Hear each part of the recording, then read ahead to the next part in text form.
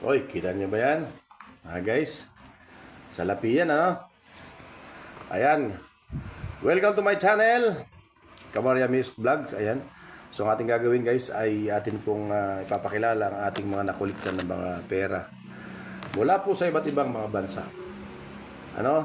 So, isa po tayo sa nangunguliktan ng mga pera galing sa iba't ibang bansa upang ipakita na tayo nagmamahal sa pera, hindi sa pagmamahal sa pera para magwalang ya, kundi ang atin lang ay koleksyon lang po. Dahil darating ang araw na ang ating mga lumang barya o lumang pera ay nagkakaroon ng mga value na mas higit pa sa halaga nito. Okay, so kung kayo bago sa ating channel, please don't forget to subscribe Kabarya Mix Vlog. Okay, so meron tayong 1, 2, 3, 4, 5. So lima po ito na tig 20 mil or 20,000 bolivares. Ayan na naman. Talagang bumibida kasi meron tayong kaibigan na galing sa Venezuela na nagbigay po sa atin ng ganitong klase mga pera. Siguro, sobra-sobra na sa kanya, ay binigay na lang. Dahil kailangan po natin ng souvenir o koleksyon. So, ayan po guys, ano? Ganun pa rin, ang nakapirma ay yung kanilang presidente at ang kanilang primer vice presidente. Ayan o. So, ganyan dapat guys, ang gayahin sa buong mundo. Dapat nakapirma rin ang vice president, hindi yung presidente lang. Hindi ka naman magiging presidente kung wala kang vice president eh. Kaya dalawa dapat kayo. So ayan guys, papakita ko sa inyo. Ito na po ang ating nakulikta.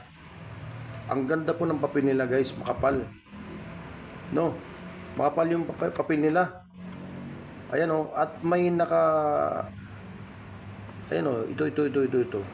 Biro mo, hindi talaga mapipigil kasi ang ganda ng kanilang design. Sa likod makikita yung 20,000. Ayan o, mga guys o. Ang galing. So, sorry, baliktad pala. So, yan guys, ang ganda ng kanilang drawing na nakalagay dyan, ano? So, Bangko Sentral de Venezuela. Ayan, mayroon 2 ibon. Yung isa kanina, 3 ibon. Ito 2 lang ho. Ang galing. So, 20,000 or 20 mil bolivares. So, ilapit natin yung nakasulat po dyan. Ano ba yung nakasulat po dyan? Gardin. Ano ba ito? Gardenia. Ayan. Gardinalitos.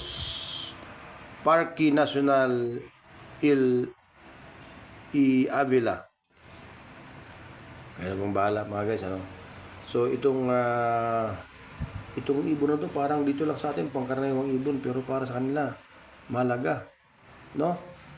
So yun po guys, alamin po natin sa mga susunod na pagbibideo kung magkano nga ba ang halaga nito at atin pong isi-share sa inyo, ipapalam natin sa inyo. Ayan mga guys, oh. Ang ganda po ng kanilang ayan, sorry guys kasi tumatawag yung aking apo. Hindi pa ako tapos mag-video. So, ayan po guys ang ating nakuliktan ng mga pera, no? So, kung ito po ay may halaga pa sa ngayon at akin po itong dadalhin sa mga money changer, aba, mayaman po ako. Dahil 20 mil, 100,000 na ito guys. 100,000 na ito. 1, 2, 3, 4, 5. Ayan o. Wow naman. So yan guys, yan po ang ating sisir sa ngayon. Sa mga susunod natin pagbibideo ay atin pong ipapakita ang halaga po nito kung magkano sa ngayon. Kaya antabay po kayo, baka meron kayong ganito mga tinatago. Para nang sa ganun ay inyo rin pong malaman. Baka po ay meron na pong halaga ito sa ngayon sa mga namimili. Thank you for watching guys, and God bless sa inyong lahat. Thank you po.